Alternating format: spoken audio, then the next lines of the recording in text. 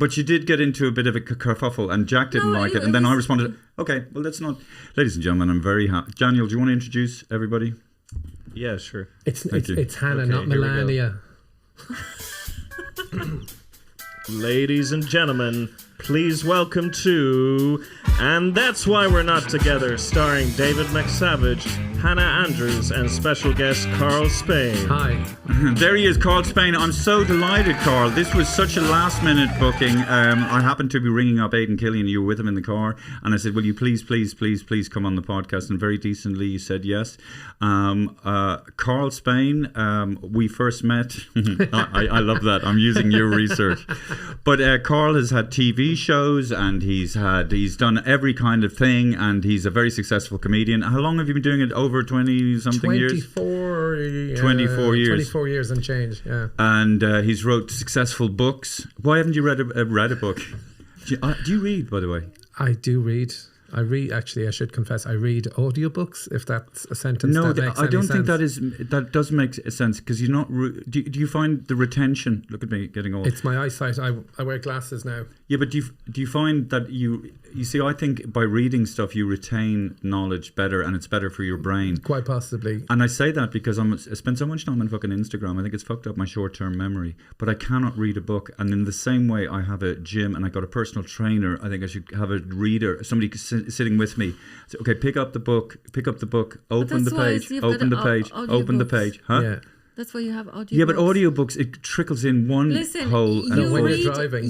By yourself, when you have like 200 pages book, by weeks. If you listen 3-4 hours, you've done it. Karl Spain, we met in... September 13th, 2001. How would you remember? Oh, that's right, because it was 2 days after. It was 2 days after. 2 days after 9/11. 9/11. Oh, and Dave was meant to be. We were the open spots in the Laughter Lounge. I was booked for the Thursday. Dave was doing the Friday. I can tell you the lineup. The MC. How on earth would? Oh, just because it was my first gig in the lounge. Well, that was my first ever gig, but it was my first gig in the lounge. So the MC was Frankie Boyle. Neil Delamere was the first act. He was going about 2 years at the time. Frankie Boyle wasn't known then. 23 years ago. No, he wasn't. He was come over a bit. Kevin Hayes was the middle act, and Tom Rhodes, the American, was the last act. Rhodes. And I remember my first time. You were very good. I wasn't very good. No, but you came off, and what the joke? I can't remember the joke now, but you did a tagline. Whatever the gag you did, got a big laugh, and you did a tagline that got lost a little bit. And I said to you, "Oh, I really like that tagline. It didn't get a big laugh." And you went, "No, they laughed." Did I? And I went, "Who the fuck is this guy?" Well, it's funny, because we do take umbrage, the human condition, it's almost the first impression. Yeah. And that's kind of, and you carry, I can't remember that. And, I probably held a resentment, without fucking knowing it. No, but it's sickening. It's sickening. I remember I said, the first time I saw Maeve Higgins, I don't know how long Maeve Higgins has been doing it. Probably 20 years, near enough. Right. So I think it was her first gig in the International. And I, uninvited, offered her advice about something, and as I was talking to her, you could see the sort of what's the word where you're just disconcerted, not disconcerted, disbelief, discombobulated, or just like, who the fuck are you giving me advice? Like, I was this woman was a queen from the start, you know what I mean? Yeah. And from that moment on, we didn't like each other. She hated me. And I acted accordingly. That's. And by the way, I think, to quote John Cleary, so what? Some people get on, some people don't. I was making a suggestion. Like right from the start, people would give, "Oh, that joke you do you not think of saying that?" And you go, "Oh, that's a great idea." And 24 years we've been doing it. Big famous comedians, less so, and. A couple of years ago, I said to a comedian, "Oh, there's a callback there between that thing at the start and that thing you do near the end. You could say," and they put their hand up in my face, "Please don't give me advice." Yeah. And it genuinely shocked me. Yeah. Oh my God, don't give me advice. That might help me. Yeah. Well, I think the narcissist in me would. Well, first of all, it does. I'm going to say it does sound like something I would have said would I don't know, yeah, because But it was still a compliment. It was a compliment. I No, said, "Oh, that deserved more." but I think the narcissist probably thinks that, well, you know, I want to come up with, even if your idea is better than mine, sorry. it's Oh, not yeah, my yeah. idea or something like that. Then you would feel that you can't use it. Or what? I don't know. No, absolutely not. It's just bullshit. He's just being nice. He's I just being know, I helpful. You know. Well, that's it, with lots of people. Some people have taken it the wrong way and gone like back in the early when it was brand new. Yeah. I call it like I see a joke and I go, oh, I see. You could say something there, Yeah, or yeah, I might yeah. even go, there's an idea there, but I don't know what the joke is. And they like if it was someone famous, they'd go, I don't want to know. And by the way, the top comedians all have a team of fucking writers. If they have to pump out a show every Well, year, if they're on TV all the time, they would. you have know, like Jimmy writers. Carr has writers, and you know, Carl Spain has. Oh no, Carl Spain writes for Joanne sometimes. No, didn't she? I did briefly write for Joanne. Simon O'Keefe writes for Simon Joanne. O'Keefe, I think. I don't know if he still writes a lot. I think he does. Yeah, but yeah. He was working with her mainly. There was a brief time I was working with Simon and Joanne. There was a WhatsApp group going for a while that was writing stuff. Yeah. And she'd be like, "What's that mean?" And we're going, "I'll explain the joke." "Oh, I get it now. Great." Yeah. Well, she's got her own particular style. I mean, I've seen her. I see her quite a lot when I'm in London, but she's got very, very good. And I wish her continued success. Do it again there, Dave, when you sound sincere. No, I do sound sincere. So, but we want to know, how did you become a comedian? Oh, I decided when I was 18 that I wanted to be a comedian. When I saw Billy Connolly in Limerick, and I told my then girlfriend I'm going to do that, and she genuinely it was, I would say, She not laughed. disgust, Oh, disgust. but it was almost like, what are you talking about? Now, Billy Connolly I've never laughed so much in my life as I did that night, and I'm saying this after the show, but it was like a thing of I'd already kind of been thinking about it, a calling, but I was 18, I was 28 when I started, so it took me 10 years. So what did you do over that 10 years? I went back as a mature student doing TV production. I always thought I could be creative, but I thought I'd be the one behind the camera, you know, and working on a show going, why don't we go out and film this? So, you know, I'd be in the star's ear going, oh, we should do this. And it was then there was a girl I was living with, her friend came over to do stand-up in Dublin, and she booked in for a gig. And I'd only ever seen people on TV, or I'd seen Billy Connolly, Sean Hughes, and even when I went to a club just to see what the average standard was, the guy headlining was Tommy Tiernan. And this is before Tommy was famous, so I thought you had to be that good to even do it. You know, so I was genuine. I've said it to Tommy before. I think he delayed my career 2 years. Well, I saw Tommy in '97. I think whatever year he won the Perrier. It was 96, I think. Was 96. I think. And, yeah. you know, I think it was the second or first year I was there. So I was, you know, hungry to see everything, and fucked up any potential to make friends because I was so drunk around comedians I looked up to, which was basically all of them at the time. And I went to see Tommy Tiernan, and just this little fucking ball of energy, you know, a little Tasmanian devil just in the sound, just roaring and shouting and fucking killing it. But clearly, in that year, head and shoulders above the rest of. I think when he was new, when Tommy, you first see him, beautiful because of the curls. He's so cute. He's almost like an altar boy. So then when he says something, you know, controversial, or says something, it almost makes it worse. There's almost angelic quality, is what I'm saying. Yeah. So with the mop of curls and this little cheeky grin. Well, he knew the line to dance on as regards. His stuff was, you could say, pushing the boundaries, but it was so funny, and his delivery was so good. I mean, that's as you know, when people are complaining about comedy, they're saying it's not funny, you know. So when people are offended, they're just not, you know, they're not laughing, as it were. You could say stuff, quite offensive stuff, but if you can make it very funny, then it's quite exciting to get people who wouldn't normally laugh at subjects like that. They laugh against their will. Yeah. Oh yeah. That's beautiful. That's a great feeling. Oh my God. When you see and it's undeniable, and when it happens, they're laughing and they're thinking, fuck yeah, well, I can't complain about that. Yeah, you know, because I've just given, isn't it? It's very exciting. It's hard to, oh my God, I've laughed and I'm as bad. But that's very exciting. Yeah. When you're in the room and that happens. And you see, when you're in the pocket. So, Carl. In the moment, Yeah. Who does the better impression? I would say David. Oh, I don't do impressions. It's. Well, I don't you- do impressions like that. It's. You know, Well, I think what about impressions. Pat Kenny? Well, no, I don't do. It's. So good, Dave. So good. There you go. Did you see the recent Kill Tony episode with Shane Gillis and what was his name? Adam Ray. No, I Oh, didn't. anyway, Shane Gillis is this comedian, fantastic comedian in the United States. Was kicked off Saturday Night Live, but now it's gone on to be bigger than the comedians in Saturday Night Live.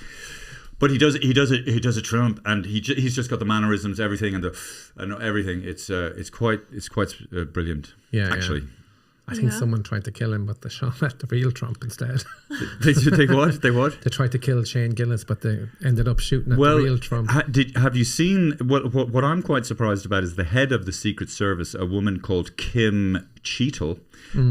She was saying, well, because if you look at a plan of the event, the presidential, the Trump rally in Pennsylvania, there's all these roofs.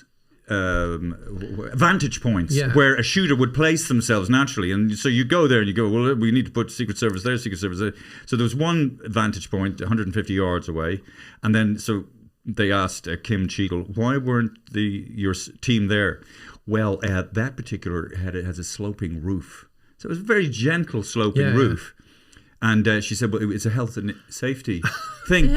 But she actually said that, and you're thinking, but a prerequisite of being in the Secret Service, you're putting yourself in harm's way. Yeah. The least of your problems would be a fucking sloping roof. So you're looking at it; it makes no sense how this guy was able to clamber up there.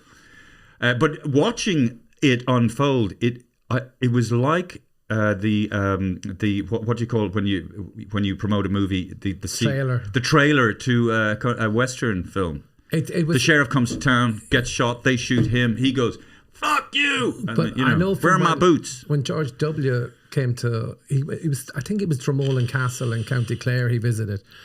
And there were stories of them like welding down manholes that were 20 feet away from the motorway. Yes. And you're going, he's driving in a bulletproof, bomb-proof car. Doesn't matter. And you're welding down so surely Trump, they go, what about up there?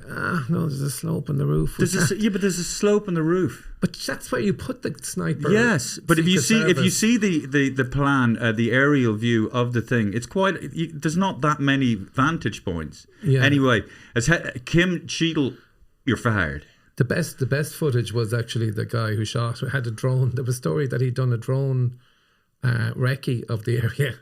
That he actually flew a drone over it, and The guy who shot the guy Crooks Crooks that he shot, that he had done a recce on it to work out where's the best spot.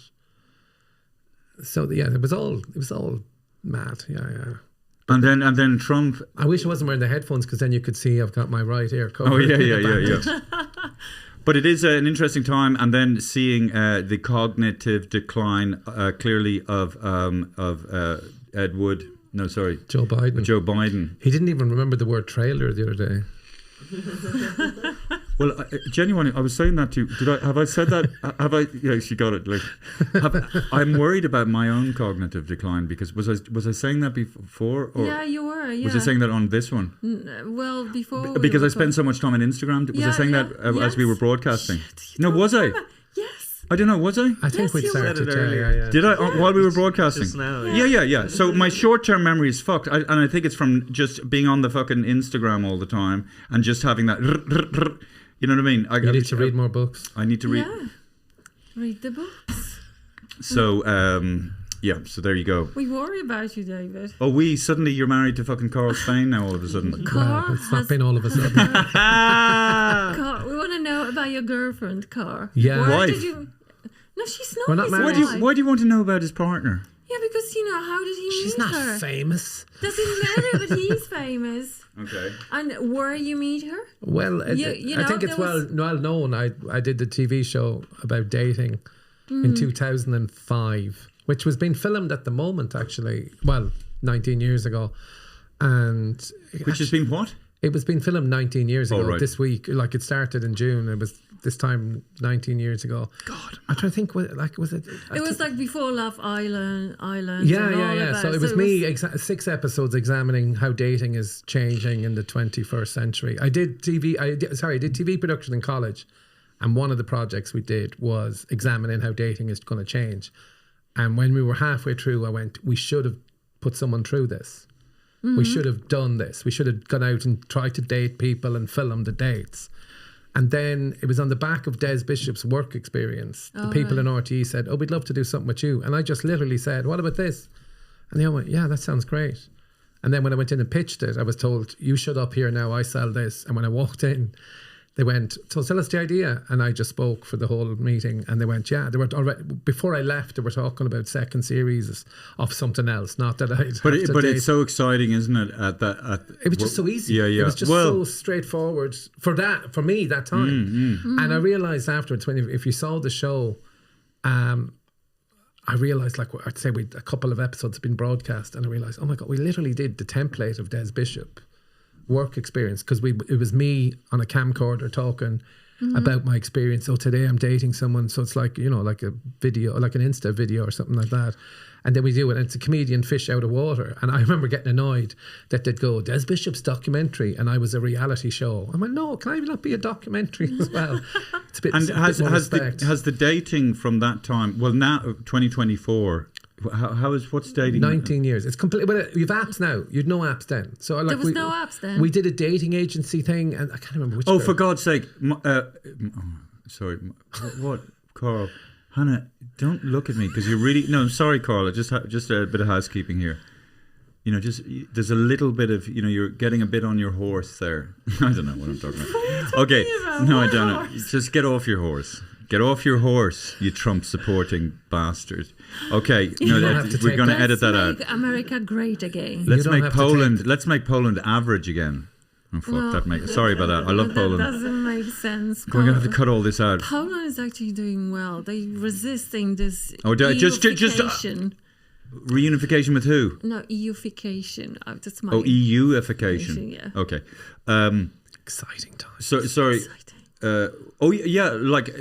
Dating agencies, like when I back in the 80s, like an actual dating agency was for people who were kind of like basket cases, who were just totally inept. It was kind of a sign of just being useless or something, that you'd have to go to an agency to help you. And now that is, I guess that's the natural evolution of dating agencies, apps. Well, the funny thing about the dating agency was that it was a woman that ran it. So I'd interviewed the same woman on the college project, and we went out and visited her again. But she was saying, like, so she was running this dating agency, and she was there, like, so women would come in, and she'd be going, okay, what kind of man are you looking for? And they'd go, he looks like George Clooney. He's got his own house, car, job, great job. And they're going, and she said she'd literally have to go, if you could get that man, we'd never have met. She's trying to be nice to them by saying they're not. It's not like I've a list of George Clooney's, But would people really say their standards would be that high? Come on. No, because they were paying for it. They thought. Oh, I see. They're paying money for dating agencies. So that's what I want. Okay. Here's whatever. Oh, I see. Yeah. 70 quid. Get me one of those. So get somebody who has kind of very bad vision, but is very handsome, and somehow sees somebody that isn't that attractive as very attractive. But it is funny, I was saying I don't know what sponsored the conversation, that there is privilege. We talk about privilege, but if you're very, very beautiful, there is a privilege attached to the beauty privilege. People have a symmetry or whatever. Things, I've seen on both sides of the fence, people reacting to beautiful men, people reacting to... I remember hanging out with Des once. We went into the ice cream place. Why are you changing subject? I'm changing. Okay, so I said, fuck that. No, you're right. No, anyway, I'm just saying. Sorry, yes. With Des. You could see it with Des. Like, how women react to Des. Yeah, I remember once in Limerick, I can't remember, I think we'd done a gig or we'd done something, but I'm hanging with Des in Limerick. And we went downstairs. And you're invisible. No, but not even invisible. We went downstairs, and it was a college night. And we're in this it was kind of a college club night or whatever. And we were like, let's go. And when Des was spotted, it was like a sea of people took him away. And he was like, I'll be upstairs in a minute. Like literally they were all there for pictures and autographs. And I was just literally pushed aside. Yeah. And I went upstairs waiting. And the funny thing was, while I was outside, I said, he'll be 10 minutes in my head. While I was outside, 2 girls recognised me. Oh my God, Karl Payne, what are you doing here? So I'm just waiting on a friend. Yeah. Oh my God, so they're excited about meeting me, and I'm laughing because Des has been taken away by 50 people downstairs. Yeah, but they're recognising you like their favourite cat or something. Yeah. No, I mean... Yeah, no, which is even better, No, you but know, because they recognise him. I can't believe you let me get away with that. No, I've the fact. You're going to get back at me? Okay, no, sorry. the end of the story was Des came up, and they were going, can we get a picture? So Des walks out, and they go, will you take a picture of us with Karl's Payne? So Des, who's been swarmed by whatever downstairs, takes the picture, and they went, oh, thank you so much. But Des, when he took down the camera, does this, it's Des Bishop, eh? And he hates me telling the story. And did they not know? Oh my God, it's Des Bishop. And I went, for 2 minutes. Oh, I see. Well, I was with Des. We went into this ice cream place, and you know, you walk in, and he has a presence about him. He's a handsome dude, and but the energy, you could see the energy changing. And you know the way girls go on about guys, they're so fucking simple in the way they react, and they're so childish and immature. Well, I saw it on the other way. I mean, it's beautiful though. I don't think it was immature, but it was very exciting to see how just women just sort of kind of, you know, the energy is, instead of just like, you know, it's that they're all jumping and leaping off and bouncing around like can pinballs. I get a coffee or whatever? You know, are you having it here or takeaway? Oh, I'm having it here. Yeah, right. Yeah. So it's really, yeah. So yeah, Des Bishop. So you be Des Bishop. I'll be. Oh, hello. Would you like a coffee? Yes. Okay. That's Fuck me. Sorry, Daniel. Well, you know what? Fuck me. Would you? Sorry. know, Would you like a coffee? Fuck. Would you like a cock? Yeah. You know what? Men, you know, when they see beautiful women, they would like to fuck them, but they don't want to marry them. I never knew that. They want to marry someone who is a little bit less. Hey, I love that. I can see. talented. It's funny just as she says that. Karl's Payne in The Marrying Kind. No, do you know what? I agree with you, but I think you'll see. There's a big thing with elite sports stars. As soon as they retire, their marriage ends. And I genuinely think it's that thing of they marry these models, TV stars, these gorgeous. They marry a trophy. Like they spend their career, whatever sport, chasing trophies. Show me a trophy and I'll show you a man toilet fucking it. Yeah. But I think that's the thing. And then when the career ends and suddenly, okay, now we're going to spend 24 hours a day with each other, they realise, who the hell am I married to? Well, that's the thing. Thank God with comedy, you feel, I don't know about you feel like you, I don't know. I always think I'm going to eventually be better, but I never seem to better as a But I mean, comedian, but definitely as a you don't deteriorate. I think you always get better. As fast. I mean, it must be horrible if you are like an elite athlete and then suddenly you can't run as fast, whatever. Yeah. And so, you know, it must be quite, but I don't know. I think some people adjust brilliantly, like, you know, somebody like Zinedine Zidane. What a dude, Karl. Yeah. I don't even care about football. Hilarious. But you know, okay. Well, anyway, he looks like doesn't he look like a warrior? He's super cool. Yeah, he's so cool. And everything about the way he played was just right. It was beautiful. Right. Like, it was. Do you know that like film where it's just him? Zidane. It is literally called Yeah. Zidane. Yeah. Brilliant. What a dude. What a dude. But the thing with comedians, I think, if you're a comedian that continues doing comedy, you always get better. You always get better. Yeah. I feel way better now. I'm more prolific. I could like, I'm literally writing a new show at the moment, and I started, and I knew I had the idea, but I feel the show coming together so quickly, and I haven't done any of it yet on stage. But I know what works and doesn't work. Are you doing it in Edinburgh? No, I'm not doing Edinburgh. Well, you know, isn't that a very nice feeling to know as you get older? You know, a lot of things start to fade. But you see with bands where they're like, you know, bands that would be massive, like Oasis, Radiohead back in the 90s, their B-sides would be unbelievable. And, you know, well, they're both not really going at the moment, but you'd suddenly see a band then suddenly going, God, that 19th album wasn't great. You know, there's a couple of good songs. But is it not this? Is it? Not, but it is similar. Like with comedian. I mean, we do have a shelf life. I mean, I don't know.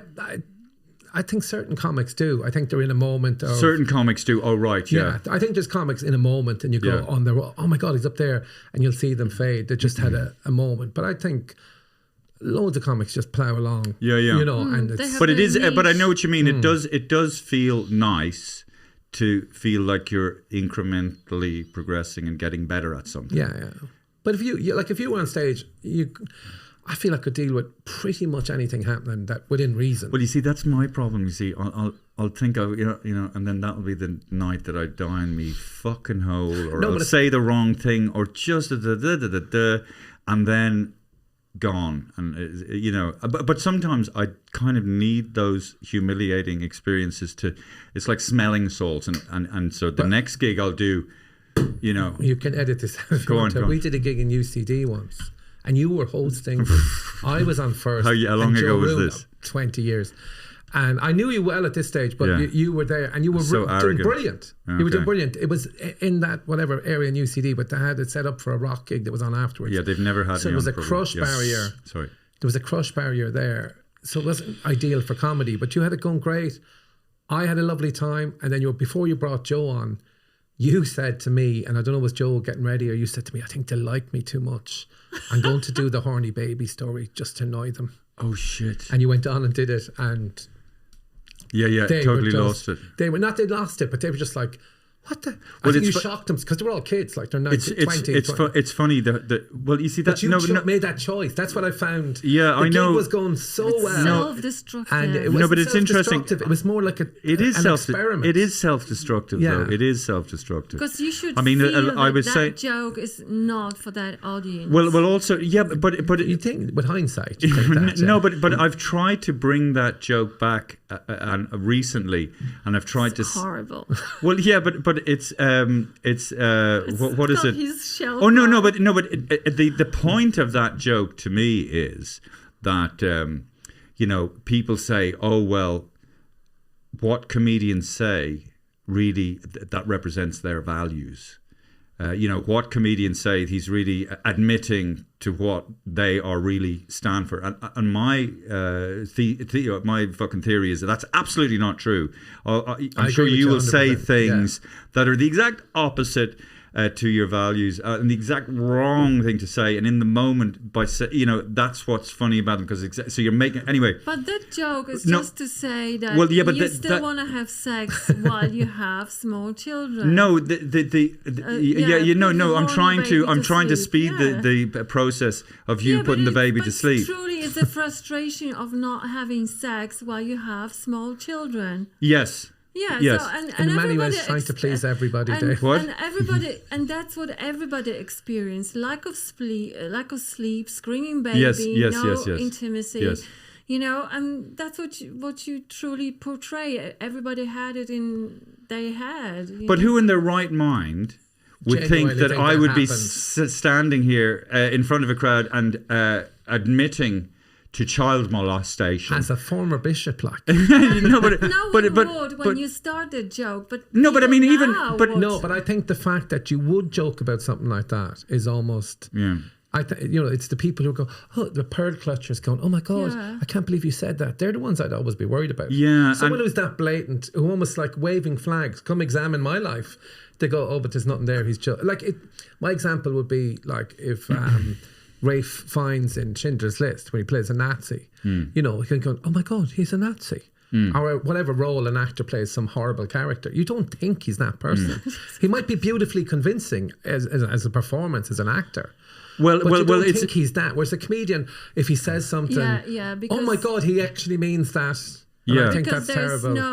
There's no definite line between. Well, it's a direct connection. He's in the room with us. And I will always know, you know, if someone's real or someone's not. I mean, I'll get it generally pretty quickly. And even if somebody does say something stupid or fucks up, I kind of like watching just whatever people have to present, you know. But the idea of complaining, it's like madness. I mean, I remember thinking, you know those points of view where people would, dear BBC, la la la, like who the fuck writes into fucking. The one I find about that. So let's say I don't even want to go into pick out a subject. Let's say something that's horrific has happened in the news. And let's say you did a joke about it. Right. And in a club, you did the joke and it didn't get a laugh or did whatever reaction the joke got. I used to find it mad then when a tabloid newspaper finds out, oh my God, did you hear what he said? We're putting the joke on the front of the paper. Did you hear what he said about your child that died? And it's just this, going, shut up. You're the bad people. You're the ones letting everyone know the horrible thing. Well, yeah, it's the telltale. Out of context. Yeah, again, taken out of context, but regardless, going, he said something horrible that's about your right. dead That's child or right. whatever. And they go, shut up. Maybe you picked, that's not the right example. But whatever, yeah. But, you know, yeah, but no, I know what that, controversial. yeah. But, you know, we diverted, you know, we started about you starting comedy. having this TV show Yes, about, you know, dating and getting a girlfriend. And how did it end? It didn't end. We're still together. Yeah, how come? How did it happen? She's amazing. Why? What's the secret? I mean, and you did it on public television. You got paid. You know, and all these love stories are just fake for the selfies. Well, I imagine your parents are still together. No, well, my mother's passed away. Daniel, for fuck's sake. Sorry. What was that research? So they're together in spirit. No, I know that actually. My father's still alive. Yeah. And her parents are both passed away. Ah, for fuck's sake. Jesus. Oh, David, stop being that dramatic. I mean, just go on. You just asked the question. It's fine. It's fine. Make a joke about that, Hannah. Let's see how. Just as well. Okay. And I'm not doing any. No, but I do. Yes. So you've been together for 19 years. 19 years, yeah. We got almost 20, says you. Almost 20, but she won a bike on television when she was younger as well, and she won me. I say she won me.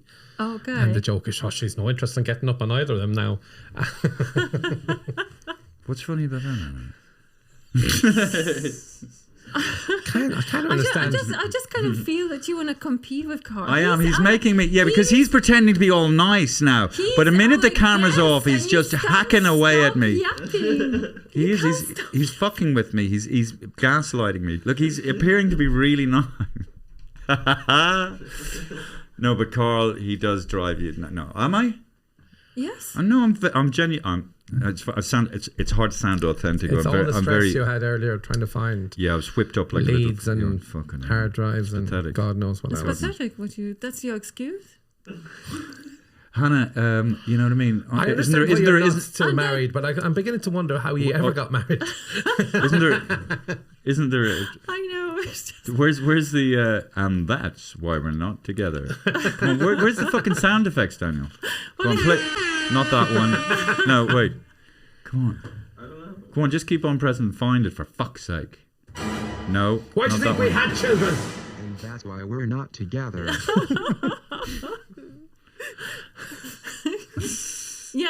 That's the good one. Oh, Hannah. Is he still with Melania? I doubt it.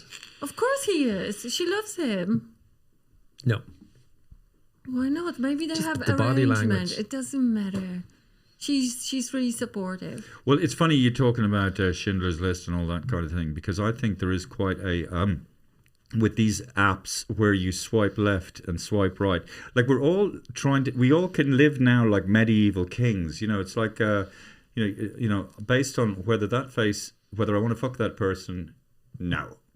You know, bring on the next one now. Bring on. You know, it's like you don't know who that person is. You haven't met them. You haven't met them in real life. You know, when you can't make a decision based on it shouldn't be on the fuck thing. You know, it should be like, could I see myself friends with this person? Or, no, people don't look at it like that, do they? But any relationship develops into, you know, it's the friendship or the partnership. Well, when I first met Hannah, we went for a cup of coffee and she went up the stairs and she had Just stop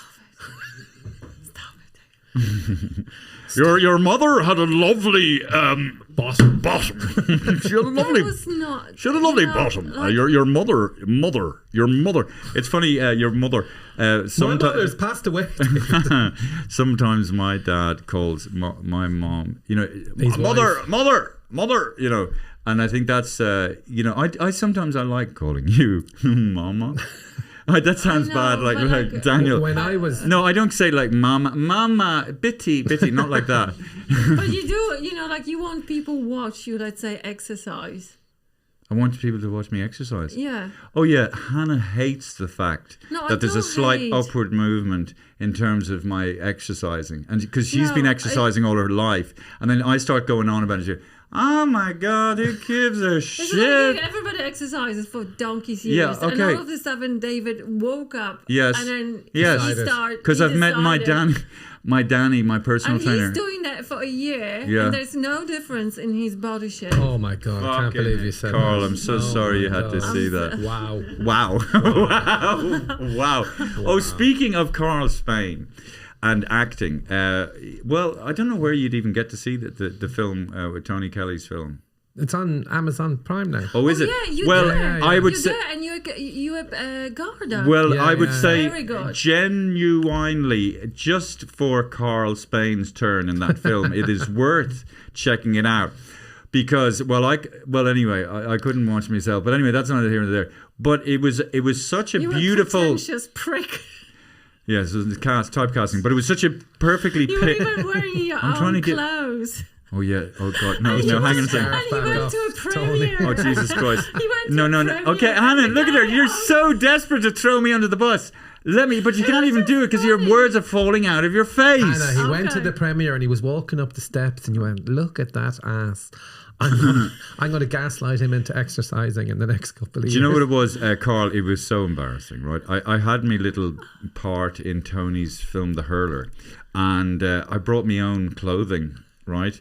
And then I'd forgotten all about it, and then I turn up to the fucking premiere Wearing the same outfit. wearing the same outfit. Oh my God! And you don't, and I'd forgotten, and then I come on the screen, and I suddenly, and I just like, that is so funny. so bad.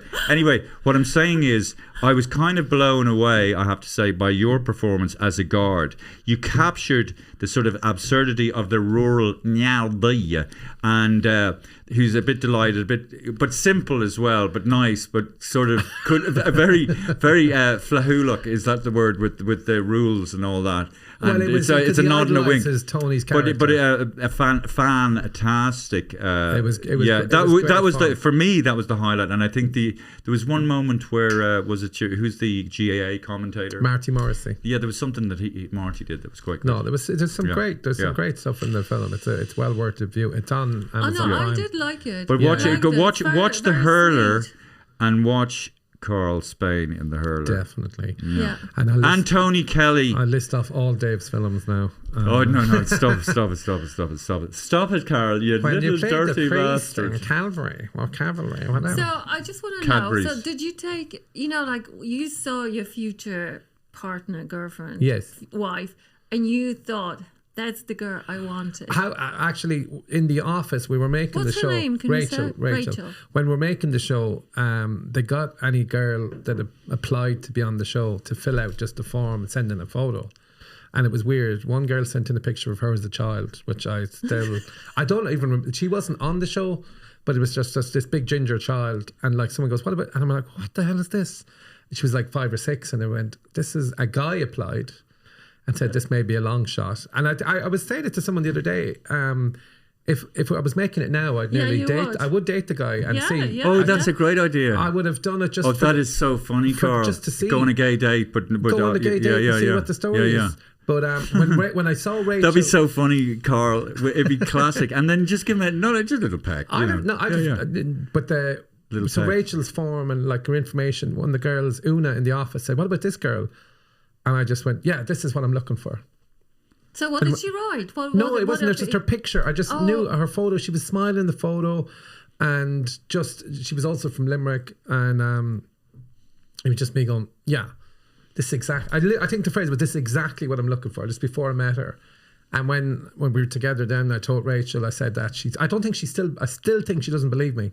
That I'd said, "Yeah, this is exactly what I'm looking for." It's funny though, isn't it, that what the templates that we have, The weird, yeah. that we're conditioned. But I've met people in my life that I've known almost immediately that we're going to be friends. You know, men and women. I've just gone, oh, we're going to get on, and it, like literally 30 seconds in, I went, yeah, we're going. Yeah, like instant. And more often than not, connection. you're right. And listen, did you ask Rachel what motivated her to apply? Did she want to, She had did been- she I know- fancy you? Did she want to? She was very depressed. She, Oh yeah, she wanted someone to make her laugh.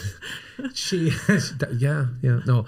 had actually briefly met me. I did the warm-ups for a TV show called All Kinds of Everything. Jesus. Whoa. Is that for the aged? No. No, aged. it wasn't. No, No. What was that It one was called? presented by Ryan Tuberty was his name. Oh, first and cousin. Mario used to be doing different Awesome impressions on it. So it was like a quiz thing. And I think was it celebrities? Going Strong, sorry. It was the this one. is the one you were thinking from ages Hello, ago. Bunny Cow. Welcome to Going Strong. Mary, you're 65. Could you and play you're something on the keyboard there? Ding, with the ding, organs. ding, ding, Mary, ding, now ding. you've made crochet out of things. How are you, Mary?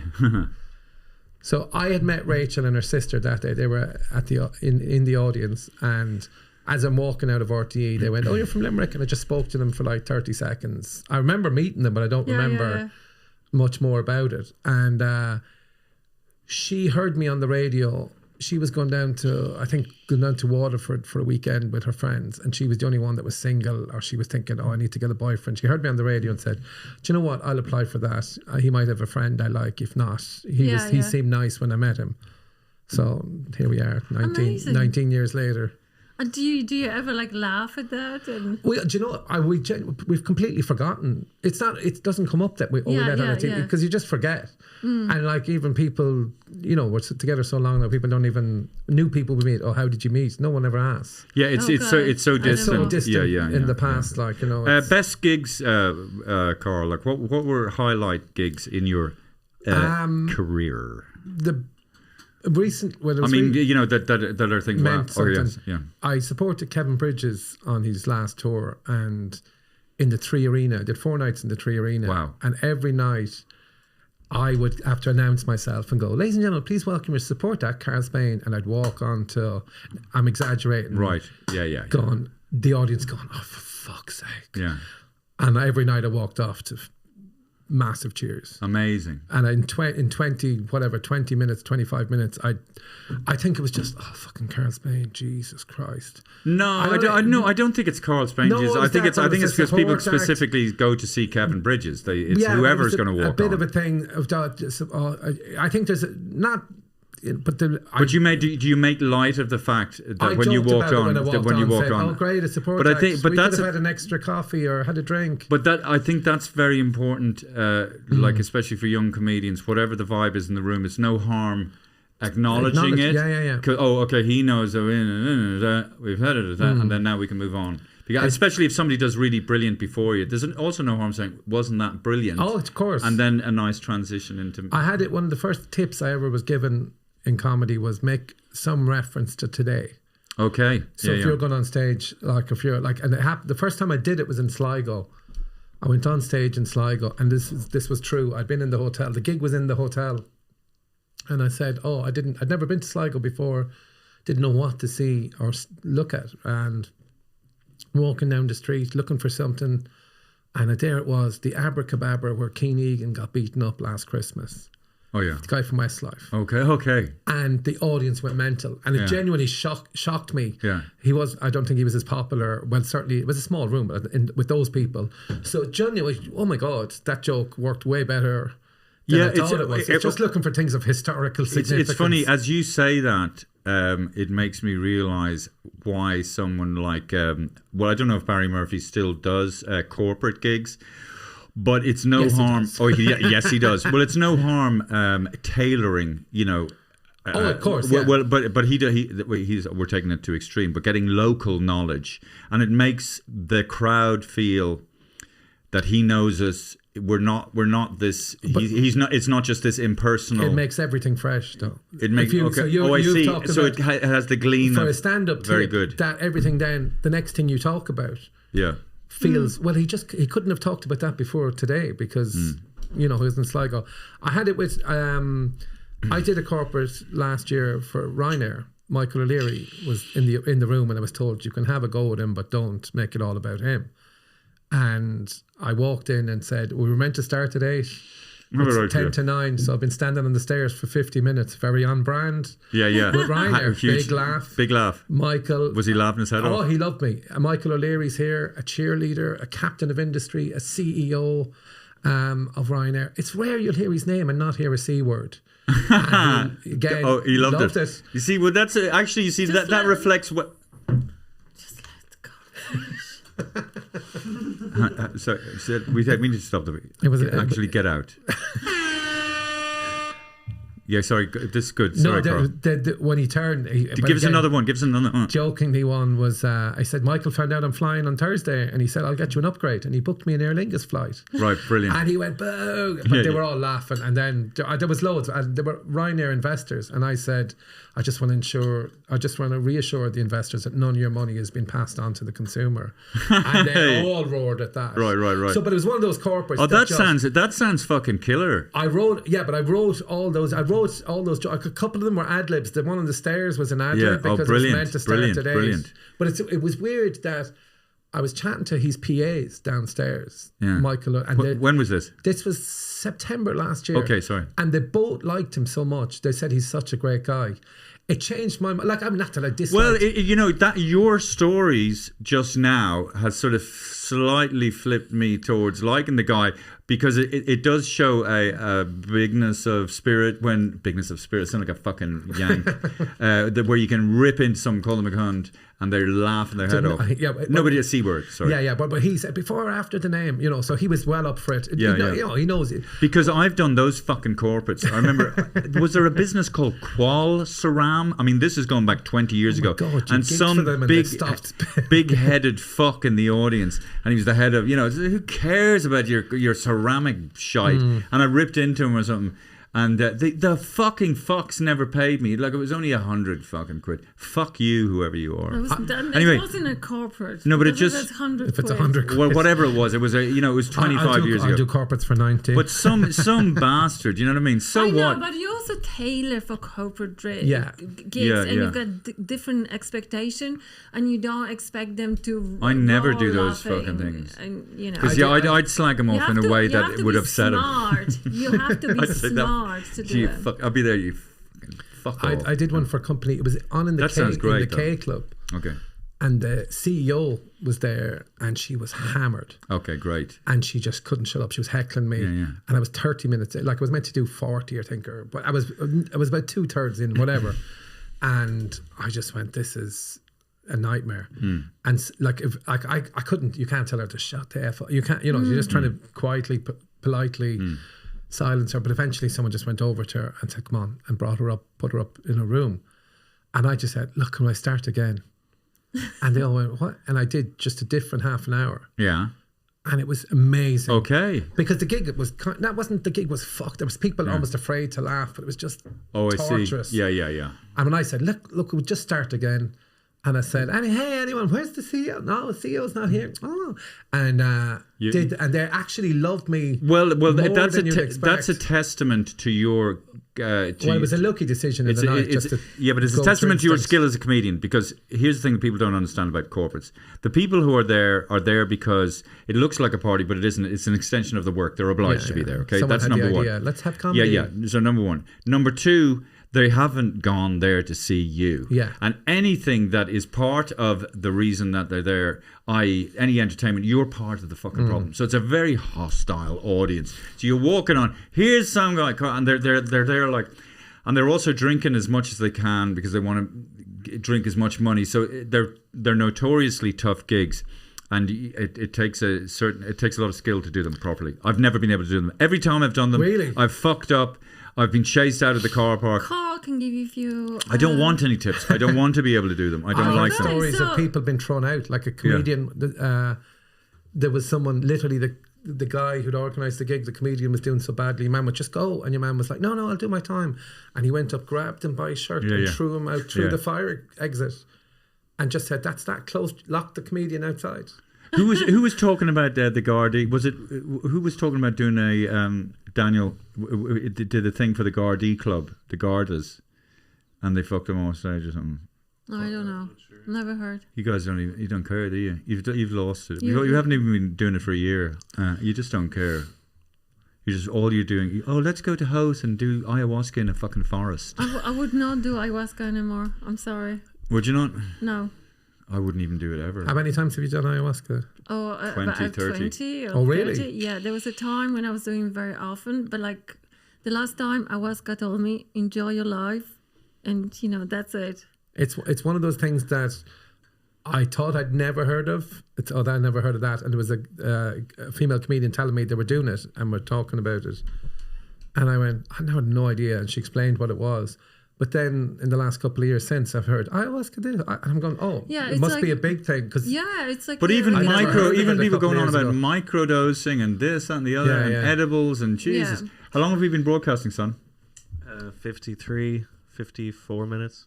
53. Oh, you mean you're? Seems longer. Yes, it's It feels 20 years. We were going to contact Jack, weren't we? yeah. I don't know if he's how he's feeling. If he's Or maybe he doesn't feel that way. Maybe we because he don't. No, has no. COVID. Oh, he has COVID. Oh, let's not contact him. Just gonna travel. Is it? Are you quite hot in here? By the way, it is warm in here, isn't I'm it? okay. Are you Yeah. warm? No, I'm fine. Are you hot? Maybe you Do you have a boyfriend? No, I don't have a boyfriend. I'm That's sorry. why I'm inquiring about your successful story. Oh, if I was single, shit. No, but So- it's So if I just went home and pushed her down the stairs. No, but there's a classic example.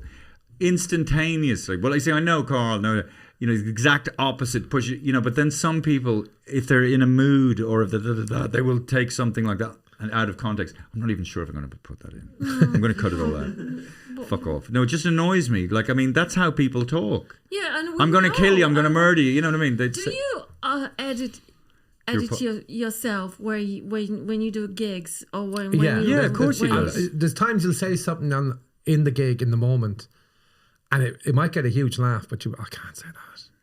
And you Yeah. look at the audience and you're going, they've all laughed. Okay, I got away with it. But I have an example, but I don't know if I want to say it. No, I know. it's- But also, it's devilment, it's playfulness, it's adult fun. I mean, if people can't cope with it, they shouldn't be at that gig. But I think a lot of people get dragged to gigs by their significant others. The girl brings their partner along, and they might not necessarily want to be there.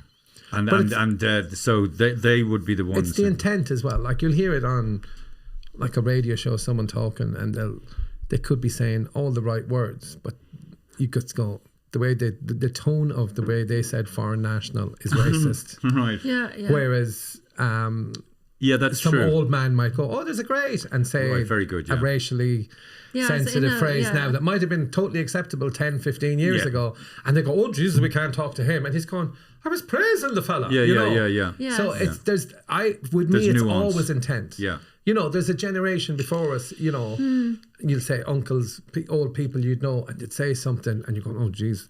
I saw once, it made me laugh so much, and it's funny, but it's not that funny, where there was an old man, so it was like the son would have been older than me, so the old man in the coffee shop I go to the whole time, and your man goes, jeez, I don't like the fruits, and I don't like the browns. And I'm going, what the hell's he about to say? And he went, get me a plain scone. And it was perfectly comedy rule of Yes. three. Yeah, and I'm yeah. sitting, it was Yeah, like yeah. 4 people in the coffee shop. And were they all laughing? No, no one cared. Oh, I was see. Yeah, more yeah. laughing. Yeah. The two of them didn't, like your man knew what he was Where was that talking. accent from? I have no idea. It's Oh, yeah. possibly like 12. It's possibly a version of that. But It's funny, this young girl comes up to me yesterday and says she watched the Bull Mick when she was growing up and she thought I was saying quails. Quails. And she's a kid, and what's she problem with quails? And now she's a woman. she gets it.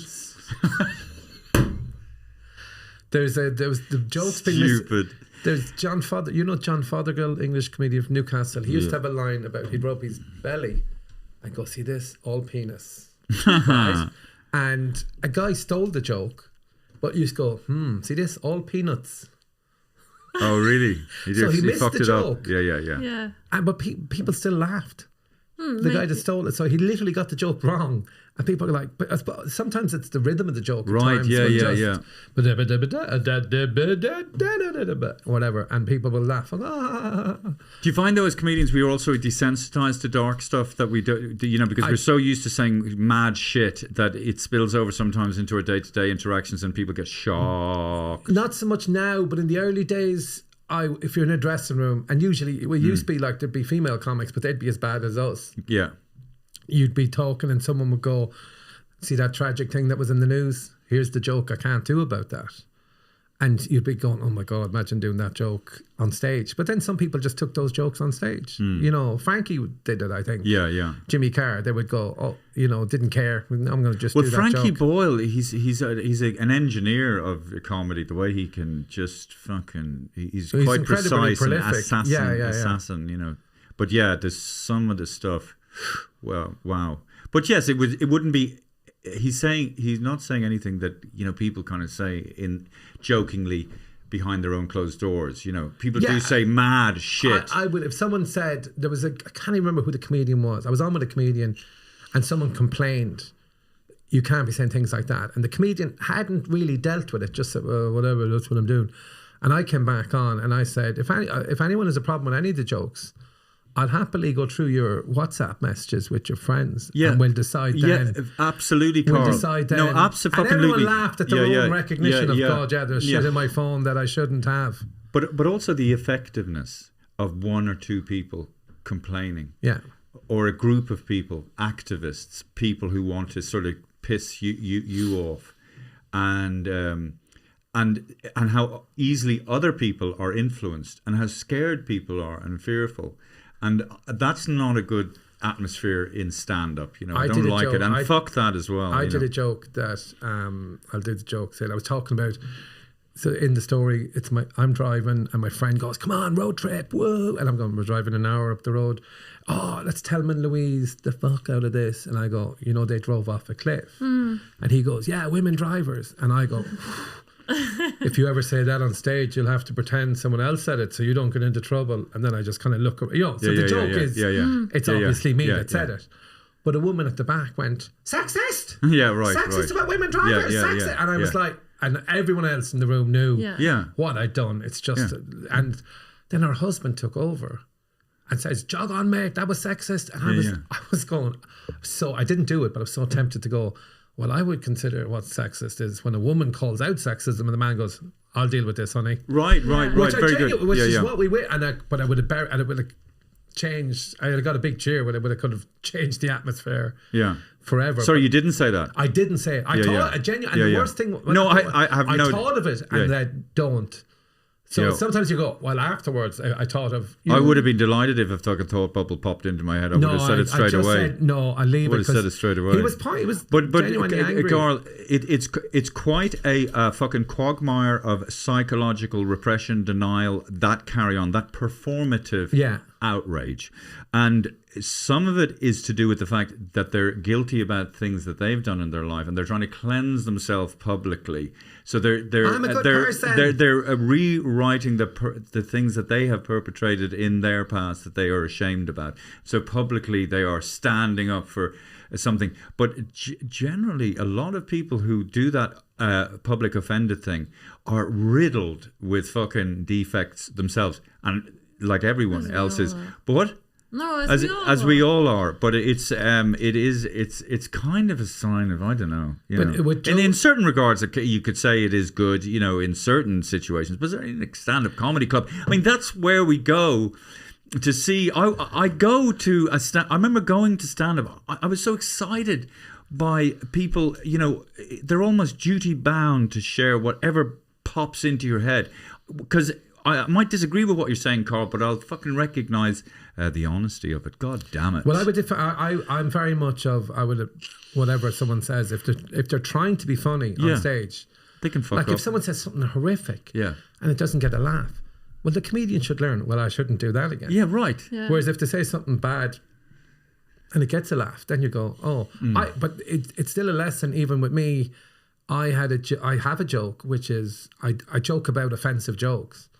And I say, I upset people in the past with a joke about televisions, sandwiches, and hardware stores, just to confuse the audience. Then I go, it upset the LGTV, BLT, B&Q community. Okay, very good. So it's clever it's wordplay. play, That's the whole point of the joke. John Cleary's all over that. And somebody went mad that because I'd slagged America before that. Yeah. And he was sitting at the table. This is a gig abroad. He was sitting at the table with an American gay couple, 2 women. And he thought I'd slagged America, and he was like, sorry about that. And then he thought I was having a go at gay people. But he reveals... He missed the joke. Yeah, but he reveals by getting offended on other people's behalf as well. Yeah. I mean, I see a lot of that. You're saying that the people are so stupid that they wouldn't be able to process and figure out what it is. And it's very condescending as well. It's like saying people are so stupid they can't process immediately where Karl is coming from, like you say, your intention, and fucking round with the absurdity of the human experience, condition, experiment, whatever the fuck you want to call it. But so it's I never intend to upset, you know. Yeah, of course. It's never like, I just think it's. I think I do. Yeah, I've seen you do it, but but again, for your own amusement, or you're thinking. Sometimes you might be playing to the comedians at the back of the room. Yeah. We were on in the club one night, and we had a competition to say a line. Do you remember this? No, we did a gig recently in Galway. Oh fuck yeah, that Galway gig. And this fucker, it was very funny though. He's a devil.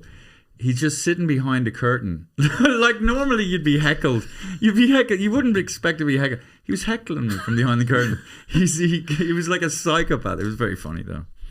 I don't believe it. That was months ago. That was 10 months ago. It was funny. 9 months ago. No, there was one. I did a show once, but that was Karl. But he was fully self-aware, and he knew that it was too completely. But I knew you weren't bothered by that. Yeah. So if I thought, oh, you really didn't like it, I would have stopped. No, I didn't. I didn't like it, but I had no choice. It was Karl Spain. No, it doesn't matter. It's the cut and thrust of fucking live shows, and who gives a shit? And it was very funny, and the whole thing was mad.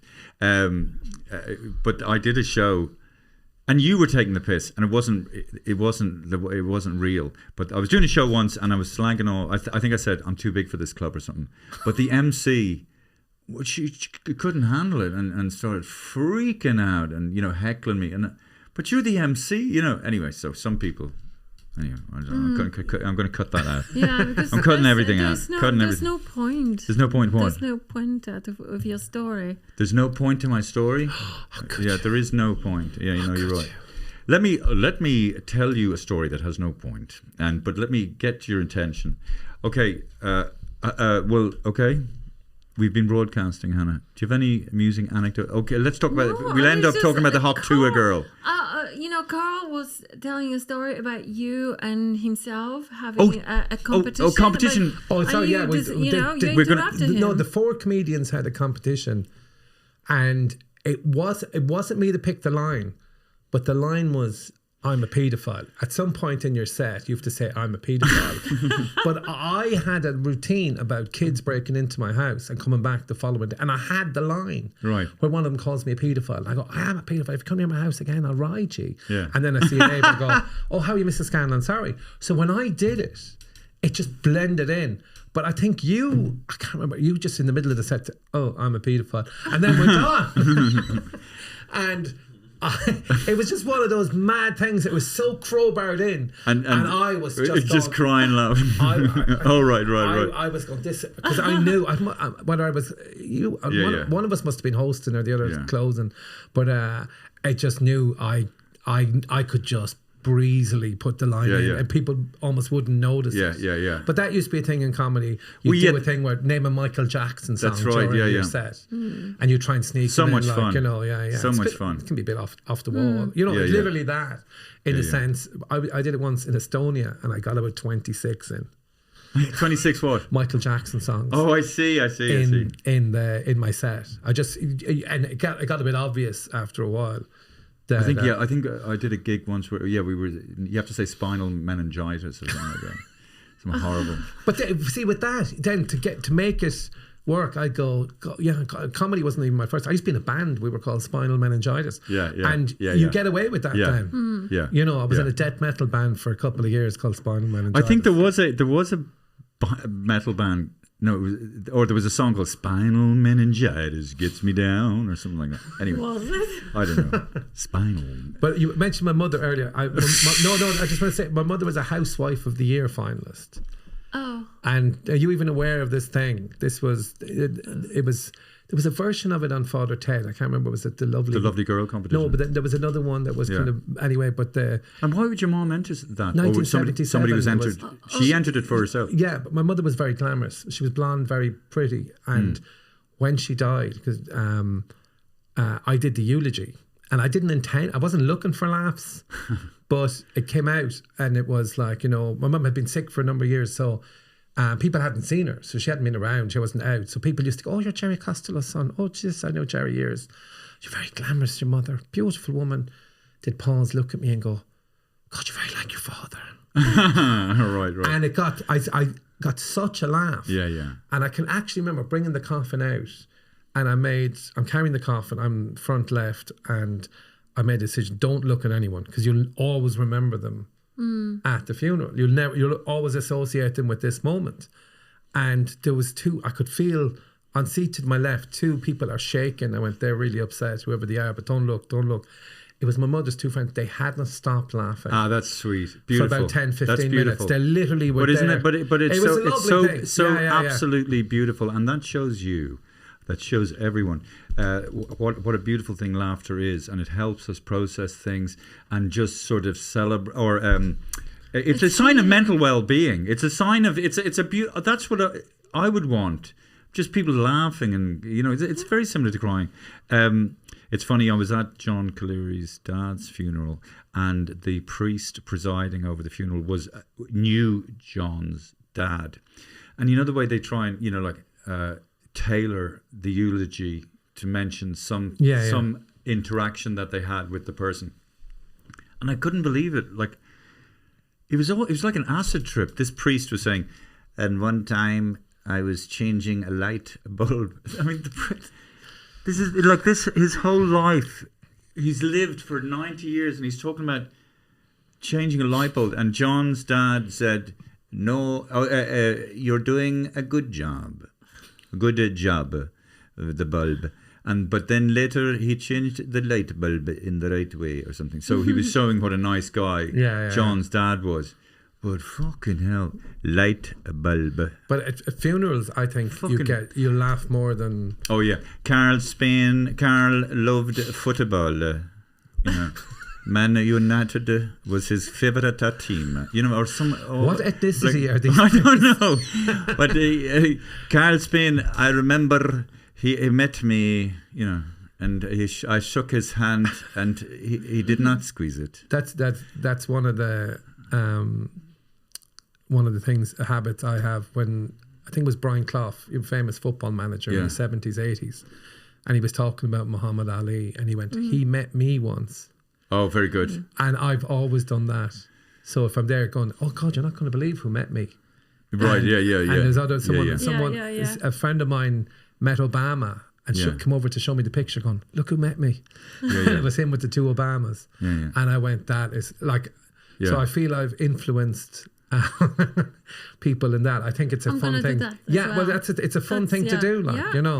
Guess you're not going to believe who met me earlier. Are you amazed by? Do you ever overhear conversations and think we all do it to a certain extent, but some people just do it all the time? Very platitude-y conversations. Like I have some neighbours, okay, and literally they don't seem to have any friends, and they just live in that hotel foyer, kind of like, sure, look at, I love it's my friend tomorrow, that's it, and they're there all the time. I mean, come on. Are you amazed by that? I was in the I'm so angry. Steam room of my gym. You're dirty. You go dirty. to the gym? I go to the gym. I'd lost 2 stone and I got plantar fasciitis. What's Fionnuala? What's plantar fasciitis? I have a problem with your foot. It's like the ligament under your foot, and it just. How do you get it? It's gone. Well, the doctor said to me, it happens to elite athletes and obese people. And I went, I guess we'll never know. That's a good one, Daniel. I'm stealing that one. But that's a good one. You just have to do the foot exercises. So and it's kind of gone now. But I thought when I was like immaculate in in the gym and everything for 6 months. I lost 2 stone.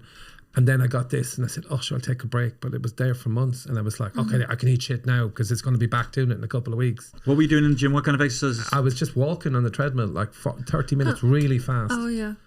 And I did. Go on, when did you criticise that? Because I said I wanted to get a treadmill, and you were like, go to fucking walk outside. oh, you see, why did you say go fucking walk to Carl Spain? Because I don't live in this house. But he needs more exercise.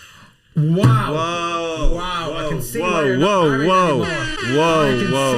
Whoa. Let's just. I heard the Japanese were direct, but not the Polish. Wow. I've heard, Warsaw, that was raw. Listen, you go. Yeah. Oh, you go on stage and you make fun of yourself. You I don't. that you've got I don't know people. That's incredibly offensive. I'd like to call you what I call Michael O'Leary, but it would be rude. Okay. It's okay, Hannah. Why didn't you get one? Because they're fairly cheap, those treadmills. We don't really have the space at home. You can fold them up. But no, they're foldable treadmills. I'd go and walk. I would go. I'm back in the. But the point, sorry, I was in the steam room, and I'd come from. I've a routine about being in the steam room and sauna in Austria, where you have to be naked. And then I did the altitude festival, so it's all ski resort, and I came home. When I arrived there, I wasn't feeling great. When I came home, I felt amazing from being in the sauna, steam room, and all the treatments. So I joined the one at home, and I'm sitting in the steam room in my shorts, and there's 2 women well into their 70s, but it was that thing. Well, Esther, that thing you're talking about, the women, and it's just the most inane conversation. And I'm like going, yeah, but I think, well, it's funny that you should say that, because I think what's going on is not what they're saying. No, it's like it's a preening, the way I agree. Chimpanzees they pick. So it's really in this. Yeah. I hope you're getting more information. Well, Esther, when I was on my holidays, did you know I was abroad last year? Is the undercurrent, whatever. But it was just No, but I'm amazed by some like, how can they must be so. Oh, maybe they're happy with that interaction. Maybe they are.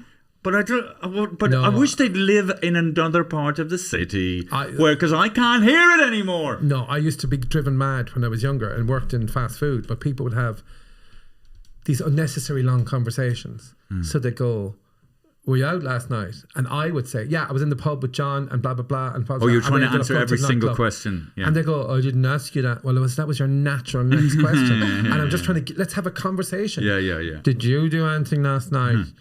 I watched television. What did you watch? And it used to drive me mad. I'd answer all the questions. Actually, I told this recently. What time did the show end? And did you have a cup of tea while you were watching it? But we used to have the same. I worked in fast food, and we used to have the same taxi driver most nights to bring us home. And one night, this was late 80s. He goes, did you see the match earlier? And I went, I did. I saw a bit of it, yeah. He goes, did you see the chance Mark Hughes missed? I could have put it in with my Langer, right? And I said, he missed from 2 inches, right? Everyone in the cab laughed, including the driver, but he was laughing and annoyed at the same time. Yeah, right, great. And looking back, I think it's one of the great... Yeah.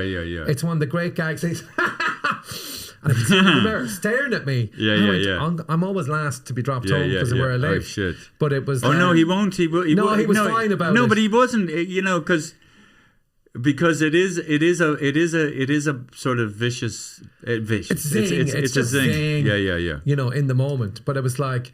But it takes your power away. It was a bit of that. And then you can't. Then so you say to me, and I go, yeah, well, you have a small penis too. Okay. Yeah.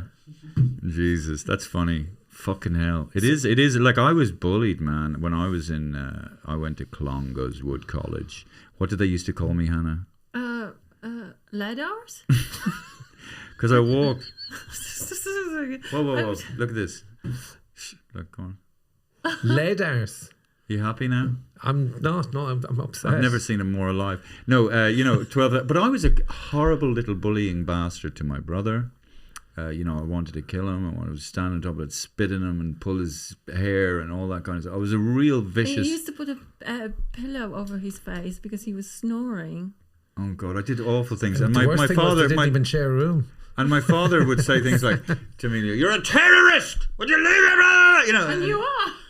I know. But were you getting bullied in school like you were? Yeah, I wasn't. No, Your no. father bullied you. My father, but no. When I was before I was 13, 12, 11, I went to Clongowes for a year, and I was bullied there. But look, that's life. You know, you get some people get bullied, but there is an aspect of what we do, I think, that is sort of, you know, turning it away. You know, it's getting back or reclaiming our power a little bit. But I always had that verbally. Yeah, were you bullied? No, I wasn't bullied. No. Were you afraid though? Was there one or two times that you met somebody, you met your match, you ripped the bollocks off you? Never. I wouldn't. No, I'd have been well able verbally, but like nobody ever got the better of you. Verbally. Probably might have got the better, but it wouldn't have. You know, it's Federer Nadal. It's not Federer versus someone in a wheelchair. Federer. Oh, for fuck! I have to cut that out, mate. What do you stop? We'll have to. Do we not? No. I'll have to cut me. I'll have to cut out me saying let's cut it. You have to. You want to cut out everything. You know. You have to have some controversy. Well, you started by cutting out sex. Yeah, you're cutting out everything. It's just like walking around doing nothing. Yeah, you did cut out sex. Huh? You know, like I mean, like the son there. You need to know this, son. Your mother stopped pleasuring. Oh God, that's so hard. Would you not pleasure me? What? We're not together. I don't know if you remember. Yeah, but you know, huh? Hey, but Catholic Ireland, when your man takes a vow. Yeah, that's right. When a man takes a vow. Okay. Okay, so you're saying that nobody has ever bested you or ripped you apart or made you feel really small. Are you out of your fucking mind? No. But of course they have. When you were a kid, sorry. No, do you know who was Byrne? Jason Byrne. Jason at a gig. I was dating a girl, and I'd already met her, and I was arriving at the gig and didn't know where she was sitting, and I didn't want to look like I was looking for her in case I hadn't seen her for a few weeks, so I met her. You've forgotten how she looked? No, we hooked up, but I was there. I didn't want to be looking around, you know. And she then gave me a wave. Oh, there she is. She was in the 6th row, and she kept me a seat. It was in Galway, Jerry's Club in Cuba, and Des was the MC. And I said to Des, please don't make any reference to it. But Jason had been listening to all this. Bastard. So the girl brought her mother and her mother's new partner to the gig. So I sat in the 6th row, and Jason's on stage in the second half. Anyone here with kids? And the mother put her hand up, and I knew straight away. Oh my God. And she goes, I have children. I have 2. I think and you might go, oh, right. And Jason goes, this is actually my daughter here. And she's next to me, and I'm just going, no. And then Jason goes, are you Karl's new missus? Oh, no. And I don't remember a word of what else he said, but it felt like 10 hours. Yeah, and a good 5 minutes ripping. Yeah. And everyone had seen me on already. I was the support act. Well, Jason Byrne on that he destroyed me, absolutely destroyed. On that last one, laughing. He's the only one he doesn't do. You know, he just picks something up and waves it in front of you. He's so silly. I would have loved to have been on that. I'd have wrecked your heads. Oh, I'd loved it. I'd loved it. It would have been absolutely brilliant. We strategically, everybody should have met before the show and bonded and done some. No, you didn't. No. Absolutely, I think that's your idea. No, because you're more likely to rip into people if you're friendly with them. No, I mean, like, you have not to know them all. You must have known. I did know them. You know, because you hypnotize yourself and make yourself a zombie. Yeah, that's true. I did. Did you know that I went to a hypnist? I heard something. Yeah. And your embarrassment. I did belly button. No, and the thing was, I didn't realise that the 50% of the game is making other people laugh, but I was just totally focused on not laughing. So he was saying things right. When you go in, they'll talk, and they're just things making noises, and you just imagine yourself laughing, but you're over there laughing, but here you're presenting a. So and I was doing 50. Boring what you say. How would you, buy into this kind of bullshit? Being hypnotized. Like, who put it in your head? It's only an old format. But they should have done more where you have to interact, almost look at stare at each other for a while. 100%. What happened with Byrne? I don't know if we can. No problem with Byrne. No, Byrne. I fell out with Bernard. I don't know, a long time ago, and I was very friendly with Byrne, and it was quite hurtful when we fell out. Anyway, there you go. These things happen, and I wish him well. Blah blah blah. So, but when he showed up, and because of my hypnotic state or whatever, I was just not dealing with anything, and he was saying, "Come on, I love you, Dave," and I said, No, you don't. We fell out fucking years ago, Oh, Bernard. yeah, You don't. because I like- remember watching, yeah. what's happening now? I know. And that's all it was. This But is the best bit of the show. that's all it was. so but it was cringy. funny, like, because he was referencing. I wasn't having any of it. I was like a hurt ex-lover or something, you know. But anyway, yeah, he's very funny guy, and brilliant TV show, and wish him well and all the rest. But He's back on tour in September. He's back on tour in September, and we acknowledge that. Are you touring as well? Yeah, it's called Stirring the Pot. I have a Vicar Street booked in for May next year, May Great. 9th, and Oh, great. I have to work towards that. I did Vicar Street in April with the last show, and the new show now that I'm writing that I'm going to start doing on stage for the first time tonight in the Crunch. I'm going to do a little bit of the show. I have an idea. I don't know. It'll change, but I have an idea that when Trump was saved from his assassin, everyone says, "Oh, God did that." And I went, God, you know, people say, there's people that are quite religious going, God wouldn't save Trump. And my angle is that God's done some pretty bad shit. Okay. So it's about, I have a theory on how he killed. Oh, yeah, if you were going to attribute stuff to God, I mean, that was... how he killed Jesus, because Jesus was this Nepo baby who wanted to give everything away. So he got whacked. But listen, when you start and you show, do you write everything new? No, I write nothing. Well, no, but everything's going to be new. Yeah, but do you write it down? I think though, Or is it in your head? I do. It's the thematic thing. You know, Theme is good. Yeah, but it's a difficult one. No, and the last show was a long story, and Okay. it was, I'll say, inspired by Phil Nichol. I saw Phil Nichol's show. Who is Phil Nichol? He's a Canadian Comedian. comic, Okay. but he used to do these Edinburgh shows, and they were just 1 hour stories. And one of them was about, the first one I saw was, he won the Edinburgh Award. It was a show called The Naked Races. I didn't see that. And I was nearly in it. There used to be a bit where he'd have people run on naked at the end onto the show. And I was asked to do it. Oh yeah, I've seen naked comedy in Edinburgh. Well, no, this was just at the end of the show, a load of people would run into the audience naked.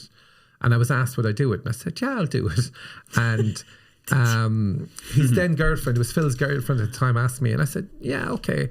And she goes, great. Phil K is already confirmed for tonight. And I went, maybe another night. Yeah, Phil would have no problem. Yeah, but I just didn't fancy me and Phil being naked in the corridor but listen, waiting to go. I went to Edinburgh and it was naked There's comedy. naked comedy, And there was the guy doing naked comedy, and I know why he was doing it, because his dick was this size. I've never seen anything like that in my life. As small or what? Yeah, small, like my pinky. and he Are got, they still doing that? Nude comedy? and listen, and then he got some friends doing sketches, and he also got members of the audience to come on stage, And strip off? strip and do sketches. It was insane. You could see like vaginas, asses. Like, no, please. And it wasn't funny. Carl Spain, Courageous. thank you so much for joining us. Can't finish on a small penis. No, it's just like, Thank you so much for joining us on And That's Why We're Not Together. Now, can I just ask you, Daniel, to bring on the music and then do the fade out of the audio, if you can, you know what I mean? So it makes it... Okay, Yeah, but sure. I'll give you the, thank you very much, Carl Spain. It's been an absolute pleasure. I hope, when our show becomes even more valuable, that you will... Valuable? I'll have played a part. That we will love to have... If you would have us, I'd love to have you on again. Oh, I'd be back. I'll be back. Okay. We're doing the Hurler TV show. Oh, that's right, that's right. And also, I think we have to let Carl speak more and stop interrupting him. Well, if that was a problem, if you let the man speak more in the marriage, maybe you'll be still with him. Wise words from ladies and gentlemen. That was ironic. Please, I if know, you get but the it's music so going, true, if you get a right? chance, watch Carl watch Carl Spain. Follow me on Insta. Follow him. What's your Instagram Carl name? Spain comedian. Absolute man.